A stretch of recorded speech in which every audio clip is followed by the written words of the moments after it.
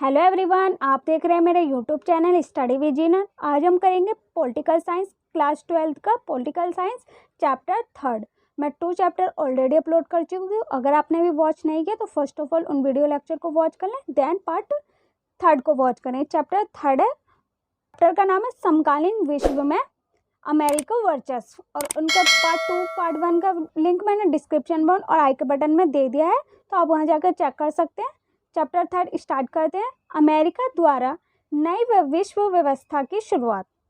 America द्वारा नई विश्व व्यवस्था की शुरुआत 1991 में सोवियत संघ के विघटन के साथ ही शीत युद्ध का अंत हो गया। क्या 1991 में जब सोवियत संघ का विघटन हुआ तो उसके साथ ही क्या हुआ, शीत युद्ध का अंत हो गया तथा अमेरिका वर्चस्व की स्थापना के साथ विश्व राजनीति का स्वरूप एक ध्रुवीय हो गया और अमेरिका का वर्चस्व हो गया, मतलब कि स्थापना हो गई। जब सोवियत संघ का 1991 में विघटन हो गया, उससे शीत युद्ध का अंत हो गया और अमेरिका वर्चस्व की स्थापना के साथ विश्व राजनीति का स्वरूप एक ध्रुवीय हो गया। अगस्त 1990 में इराक ने अपने पड़ोसी देश कुवैत पर कब्जा कर लिया। क्या किया? 1990 में इराक ने अपने पड़ोसी देश कुवैत पर कब्जा कर लिया। किसने कब्जा कर लिया था 1990 में? इराक ने। और किस पर कब्जा कर लिया था? कुवैत पर। कुवैत पर कब्जा कर लिया था। संयुक्त राष्ट्र संघ ने इस विवाद के समाधान के लिए अमेरिका को इराक के विरुद्ध सैन्य बल प्रयोग की अनुमति दे दी। किसने अनुमति दे दी थी? अमेरिका को इराक के विरुद्ध सैन्य बल प्रयोग की अनुमति दे दी थी। किसने? संयुक्त राष्ट्र संघ ने इस विवाद के समाधान के लिए अमेरिका को इराक के विरुद्ध सैन्य बल प्रयोग करने की अनुमति दे दी थी। और संयुक्त राष्ट्र संघ यह नाटकीय फैसला था। और संयुक्त राष्ट्र मतलब नाटक का मतलब नॉर्मल फैसला था कि वो अमेरिका को इराक पर विरोध करने के लिए अनुमति दी। तो किसको था कि संयुक्त संघ का यह नाटकीय फैसला था। अमेरिका राष्ट्रपति जॉर्ज बुश। अमेरिका के राष्ट्रपति कौन थे? George Bush. एक नंबर में पूछा जा सकता है क्वेश्चन फ्रेंड्स कि अमेरिका के राष्ट्रपति कौन थे? George Bush. कौन थे? जॉर्ज बुश ने इस नई विश्व व्यवस्था की संज्ञा दी। क्या? अमेरिका के राष्ट्रपति जॉर्ज बुश ने इसे नई विश्व व्यवस्था की संज्ञा दी। नेक्स्ट है कि अमेरिका की शुरुआत कैसे हुई? अमेरिका वर्चस्व की शुरुआत। अमेरिकी वर्चस्व की शुरुआत 1991 में हुई थी। क्या? अमेरिकी वर्चस्व की शुरुआत 1991 में हुई थी, जब एक ताकत के रूप में सोवियत संघ अंतर्राष्ट्रीय परिदृश्य से गायब हो गया था। क्या? एक ताकत के रूप में सोवियत संघ जो था अंतर्राष्ट्रीय परिदृश्य से गायब हो गया था और इस स्थिति में अमेरिकी वर्चस्व सर्वव्यापी मान्य हो गया था। और जो इस स्थिति में क्या हुआ कि अमेरिका वर्चस्व जो है वो सर्वव्यापी मान्य हो गया था। अन्यथा अमेरिकी वर्चस्व 1945 से ही अंतर्राष्ट्रीय पटल पर विद्यमान था। क्या? जो अमेरिका का वर्चस्व था वो 1945 से ही अंतर्राष्ट्रीय पटल पर विद्यमान था। कब हुई थी अमेरिका की शुरुआत? 1991 में। अमेरिकी वर्चस्व की शुरुआत 1991 में हुई थी, जब एक ताकत के रूप में कौन था? सोवियत संघ अंतर्राष्ट्रीय परिदृश्य से गायब हो गया था। एक ताकत के रूप में जो सोवियत संघ था तो वो गायब हो गया था और इस स्थिति में अमेरिकी वर्चस्व सर्वव्यापी हो गया था और इस स्थिति में वो सर्वव्यापी हो गया। और अन्यथा अमेरिकी वर्चस्व 1945 से ही अंतर्राष्ट्रीय पटल पर विद्यमान था। अब है प्रथम खाड़ी युद्ध। प्रथम खाड़ी युद्ध। अमेरिका ने नेतृत्व में 34 देशों की मिलीजुली और 66 लाख सैनिकों की भारी भरकम फौज ने इराक के विरुद्ध मोर्चा खोला। क्या? अमेरिका के नेतृत्व में 34 देशों की मिलीजुली और 66 लाख सैनिकों की भारी भरकम ने किस पर हमला बोला? इराक के विरुद्ध मोर्चा खोला और इस परास्त कर दिया। इसे क्या कर दिया? इराक को परास्त कर दिया। इसे प्रथम खाड़ी युद्ध कहा जाता है। इसे क्या कहा जाता है? प्रथम खाड़ी युद्ध कहा जाता है। कितने सैनिकों ने हमला करा था इराक पर? 66 लाख सैनिकों ने हमला किया था। किस पर किया था? इराक पर। इसे प्रथम खाड़ी युद्ध कहा जाता है। Operation Desert Storm. Operation Desert Storm क्या है? 1990 के अगस्त में इराक ने कुवैत पर हमला किया। इराक पर हमला कब किया? 1990 के अगस्त में इराक ने कुवैत पर हमला किया और बड़ी तेज़ी से उस पर कब्जा जमा लिया। इराक ने कुवैत पर जो हमला किया था और उसे बड़े तेज़ी से उस पर कब्जा जमा लिया था और इराक को समझाने बुझाने की तमाम राजनयिक कोशिश की और इराक को समझाने की बहुत कोशिश की। जब नाकाम रही तो संयुक्त राष्ट्र संघ ने कुवैत को मुक्त कराने के लिए क्या हुआ कि जब नाकाम रही इराक को समझाने बुझाने में, तो क्या नाकाम रही तो संयुक्त राष्ट्र संघ ने क्या किया, उसे मुक्त कराने के लिए बल प्रयोग अनुमति दे दी। किसने अनुमति दे दी थी? संयुक्त राष्ट्र संघ ने। किसे मुक्त कराने के? कुवैत को के प्रयोग करने की अनुमति दे दी थी। और संयुक्त राष्ट्र संघ इस सैन्य अभियान को ऑपरेशन डेजर्ट स्टॉर्म कहा जाता है। और संयुक्त राष्ट्र संघ के इस अभियान को क्या कहा जाता है? ऑपरेशन डेजर्ट स्टॉर्म कहा जाता है। एक अमेरिकी जनरल नॉर्मन जॉर्कोव इस सैन्य अभियान के प्रमुख थे। क्या?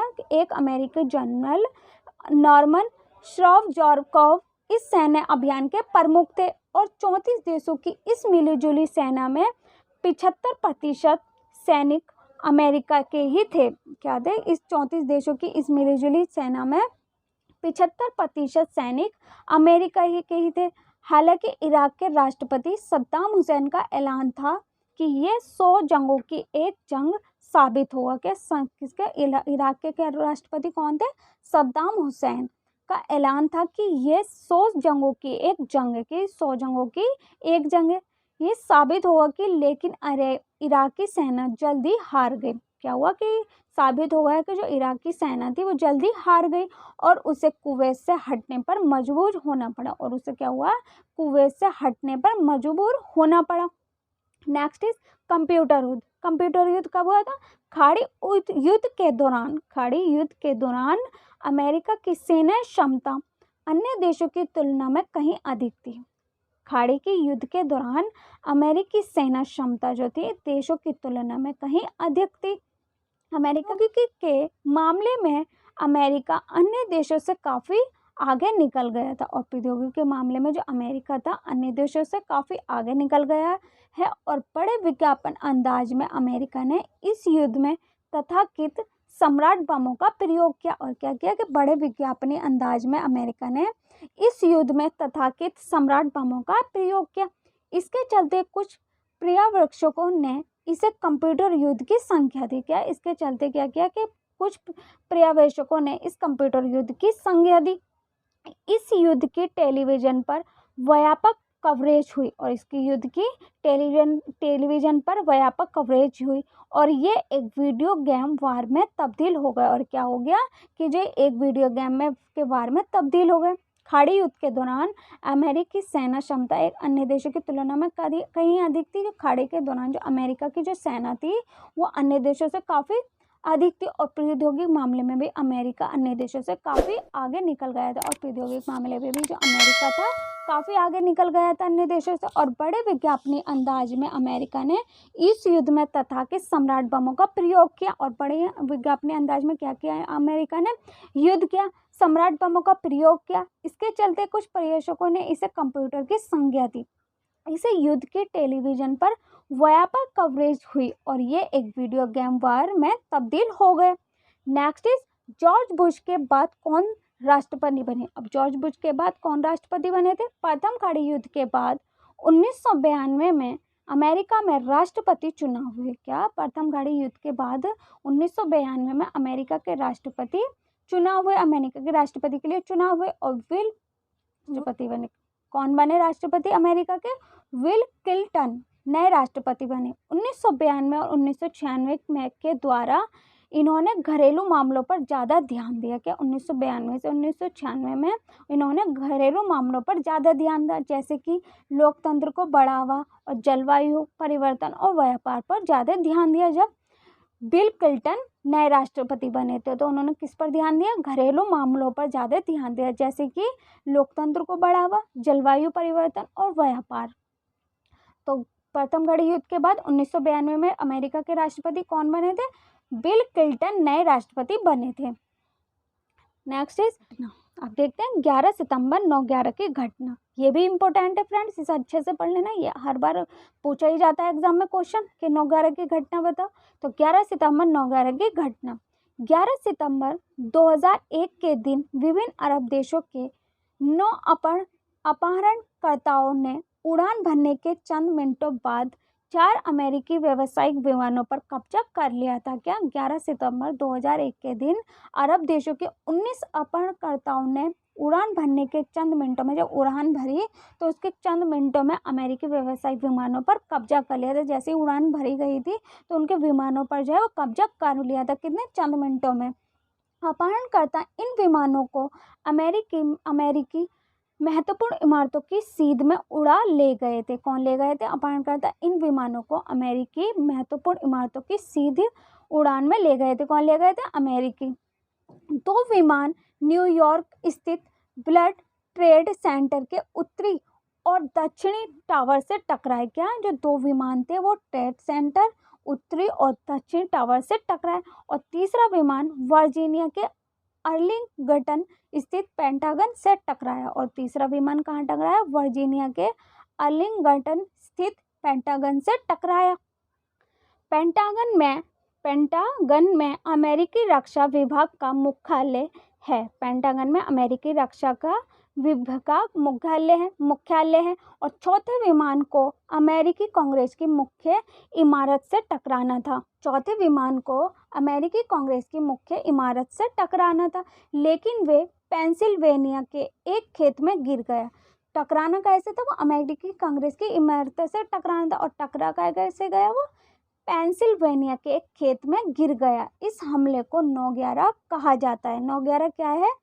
11 सितंबर 2001 में के दिन विभिन्न अरब देशों के 19 अपहरणकर्ताओं ने उड़ान भरने के चंद मिनटों बाद अमेरिकी व्यावसायिक विमानों पर कब्जा कर लिया गया। जब जैसे ही उड़ान भरी तो उन पर कब्जा कर लिया गया। और कुछ जो अपहरणकर्ता इन विमानों को अमेरिकी महत्वपूर्ण इमारतों की सीध में उड़ा ले गए। और किस उड़ान में ले गए? सीधी उड़ान में ले गए। और 2 विमान न्यूयॉर्क स्थित वर्ल्ड ट्रेड सेंटर के उत्तरी और दक्षिण टकराव से टकराए। किससे? जो 2 विमान थे वो न्यूयॉर्क स्थित वर्ल्ड ट्रेड सेंटर से उत्तरी और टकराए और दक्षिण से टकराए।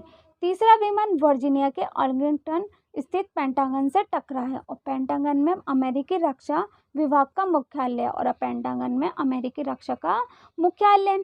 और चौथे विमान को अमेरिकी कांग्रेस की मुख्य इमारत से टकराना था, लेकिन वे पेंसिल्वेनिया के एक खेत में गिर गया। इसी मामले को 9/11 कहा जाता है। 9/11 की घटना का परिणाम क्या हुआ?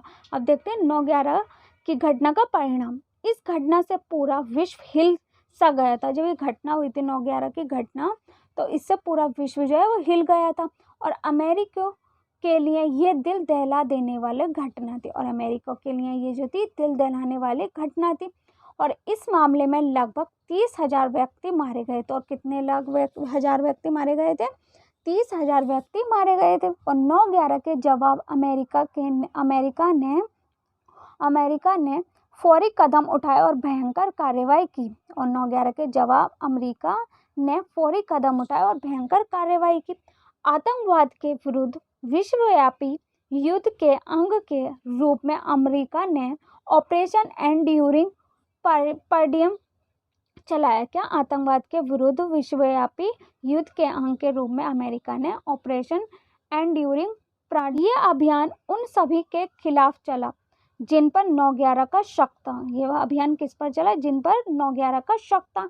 इस अभियान में मुख्य निशान अल-कायदा और अफगानिस्तान के तालिबान शासन को बनाया गया। क्या बनाया गया? इस अभियान में मुख्य निशाना अल-कायदा और अफगानिस्तान के तालिबान शासन को बनाया गया। उम्मीद है ये टॉपिक भी आपको समझ में आया होगा कि 9/11 की घटना का परिणाम क्या हुआ, कि इस घटना से पूरा विश्व जो था वो हिल गया था।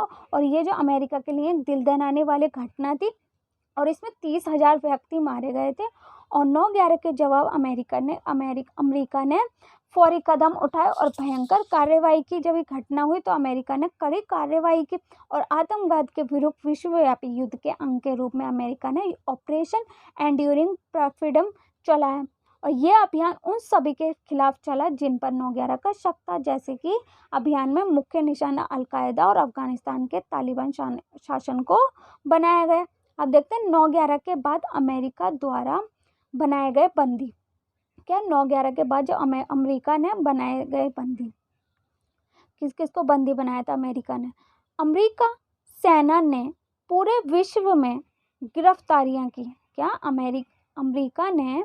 अमेरिकी सेना ने पूरे विश्व में गिरफ्तारी की।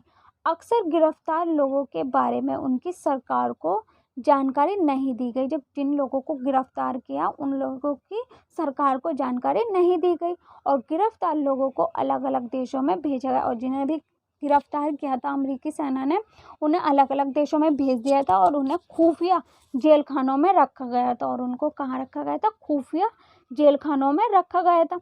और क्यूबा के निकट अमेरिकी नौसेना का एक ठिकाना ग्वांतानामो बे में है। क्या? क्यूबा के निकट अमेरिकी नौसेना का एक ठिकाना ग्वांतानामो बे में है। कुछ बंदियों को वहां रखा गया और इस जगह रखे गए बंदियों को ना तो अंतर्राष्ट्रीय कानूनों की सुरक्षा प्राप्त है और ना ही अपने देश या अमेरिका के कानूनों की।